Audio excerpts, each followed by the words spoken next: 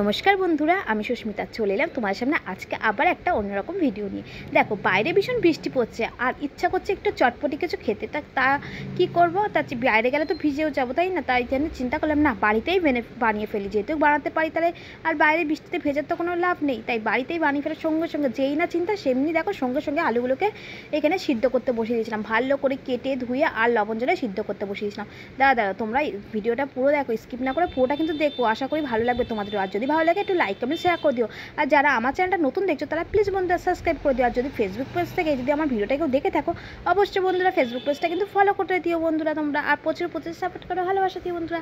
এই দেখো আলুগুলো কিন্তু সিদ্ধ হয়ে গেছিলো। তারপর দেখো আমি বাটির মধ্যে এখানে আমি তুলে নিয়েছিলাম। আর ভালো করে এখানে আমি কিন্তু, যেহেতু খুব ভীষণ গরম ছিল, আমি একটা গ্লাস দেখো ভালো করে ধুয়ে তার পেছনটা দিয়ে আমি ভালো করে কিন্তু এরকম করে ঠেসে নিচ্ছিলাম। তোমরা আমার মতন এরকম এরকম কাজ করো তো অবশ্যই কমেন্ট করে জানিও। আর এই দেখো এখানে কিন্তু আমি সর্ষের তেলের মধ্যে একটুখানি দেখো রসুন আর এখানে আমি দিয়ে দিয়েছিলাম শুকনো লঙ্কা, দুটোই দিয়েছিলাম। বেশি ঝাল দেবো না, কারণ ছেলে খেতে বেশি ঝাল হলে খেতে পারবে না, তাই ওর জন্যই আমি অল্প করেই ঝাল দিয়ে করছিলাম।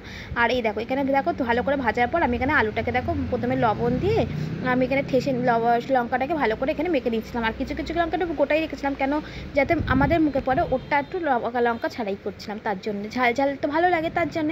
তাই আমি এখানে সেরকম দেখো ভালো করে আরেকটা মশলা যে আমি বানিয়ে রাখি সবসময়, যেটা আমি 12 মাসের জন্য বানিয়ে রাখি, মানে যখনই বানাই একটু বেশি করেই বানাই, যেটা ধনে জিরে মৌরি জোয়ান, ওইটা জানো তো, আলু কাবলি বলো ঝালমুড়ি বলো মাঝে মাঝেই তো বানাই, তা সেই জন্যে একটুখানি বেশি করে বানিয়ে রাখি। আর আজকে সেইটা দিয়ে কিন্তু দেখো আলুর চপটা বানিয়ে ফেলছিলাম।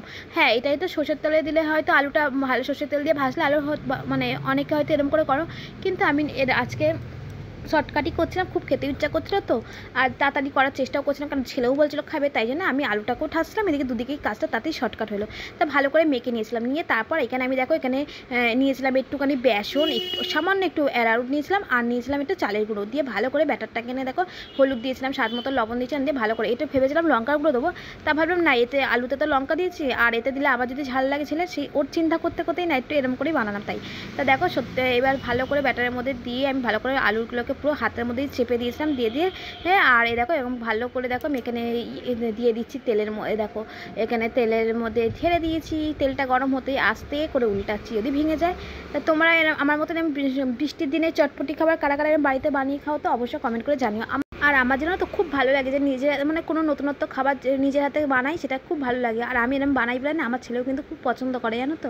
সবথেকে ভালো লাগে যে না, আমার ছেলে তো ভালোবাসে, তাই জন্য আরও কিন্তু আমি আরও ভালোভাবে মানে করার মন বসে।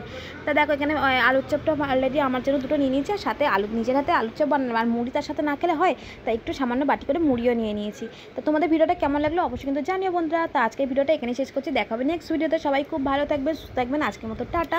আর তোমরা কিন্তু প্লিজ বন্ধুরা কোথা থেকে দেখছো আমার ভিডিওগুলো অবশ্যই কমেন্ট করে জানিও, আমি তোমাদের সব প্রত্যেকের নাম নেবো। আর আজকে সন্ধ্যের এই টিফিনটা কেমন হয়েছে ওটাও কিন্তু কমেন্ট করে তোমরা জানিও বন্ধুরা। Bye bye.